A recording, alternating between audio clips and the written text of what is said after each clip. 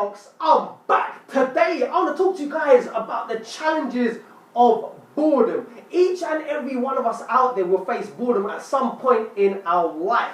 Now, boredom is the type of thing where you're doing the same things day in, day out. You're in the same environment, seeing the same people day in, day out. When you first start something new, it's very, very exciting. You're looking forward to it, you're looking forward to the challenge, the adventure, and then after a while it gets stale, it gets dry, it gets predictable. Who out there has been in that type of situation before? I'm sure each and every one of us out there has and are familiar with this territory. Now, I'm the type of person who is always up for a challenge. The more bigger it is, the better it is, and I am geared up, ready to go.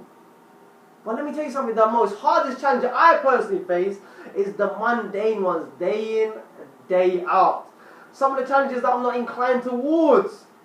I'm the type of person who is an adrenaline junkie, especially when it comes down to excursions and just the great outbacks, the outdoors of doing things, going on landscape adventure trips and so forth. I'm always up for these sort of challenges and just the challenges of daily life.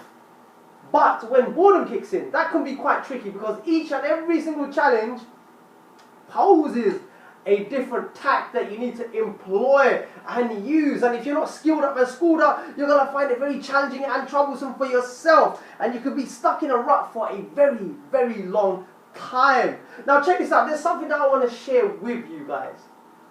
Once upon a time, and sorry, before I begin, it's all related to challenging boredom. How do we overcome it? What do we learn from boredom? Now check this out. Once upon a time I was on a trip with a couple of friends of mine and we decided to go on this mountain excursion in Wales, Snowdonia, climb Mount Snowdon. And it was very, very high. We got there in the end. It took us 6 hours to go up there and to go back down. 6 hours in total. 3 hours there, 3 hours back down. But when we got up there, I felt really exhilarated. I felt, wow, I was able to touch the clouds, see the clouds, and just look down and see an amazing view, an amazing landscape view. Now, I was doing this for a couple of years, year by year. Every year we'll go to this place and we'll climb that mountain. But then, a few years down the line, it actually got boring. Because of the fact that I've just actually completed this trip, it actually got more easier. And then on my third attempt, it actually got boring because I got used to it. I knew what was coming. And at that point, I found it really hard to motivate myself. So, boredom kicked in. I didn't want to be up for the challenge. I thought, I know what's expected, I know where we're going, let's do something different, let's do something more adventurous and challenging.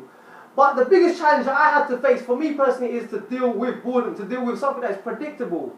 And what did I do to overcome that? I started to help people who found it difficult to climb that mountain and made that more exhilarating for myself, more uplifting for myself, just to see someone who is less able than me to climb that mountain. That was a big uplift for me. So I started to do that for many, many years, help people. Because once I've achieved it, got up there, I now have to give back. I now have to help others. And that was very, very uplifting. Especially to see someone who is scared of heights, scared of taking the first step, and then eventually completing that journey. That was very, very, very empowering. Both ways, towards that individual and towards myself. I felt a sense of gratitude and gratification. But then, let me tell you something. The gist of that story is this, people. In life, we're always going to find things that we'd have to do day in, day out. Mundane things, whether we like it or not. But that's the discipline of life. You have to do things that are mundane. If it needs to be done, it has to be done. Then it will be done. Regardless. From boredom, what we can take is, boredom is all about looking for different ways to tackle a stale situation and make it more motivating for yourself. And it's down to you to find out and to look for ways of tackling boredom. Because if you don't look for ways of tackling boredom, you're going to be stuck in a rut for a very, very long time. You're likely to get depressed. And if you get depressed, it will affect the quality of your relationships. I'll give you another example. Sorry, I'm just sidetracking here, but it's related to this point I'm trying to make about the challenges of boredom. You're in a relationship, a very long relationship for a long, long time, or even just with this person day in, day out, and you're sick and tired of seeing their face.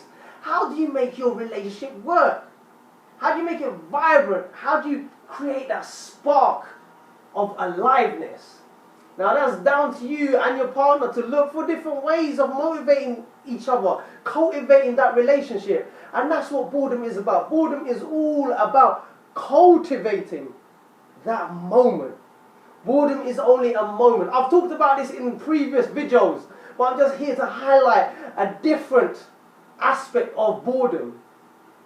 So people, I hope that's been insightful and giving you a bit of perspective in terms of the challenges of boredom. We will face it, whether we like it or not. We will face day in, day out drills that are just predictable. Work that is predictable.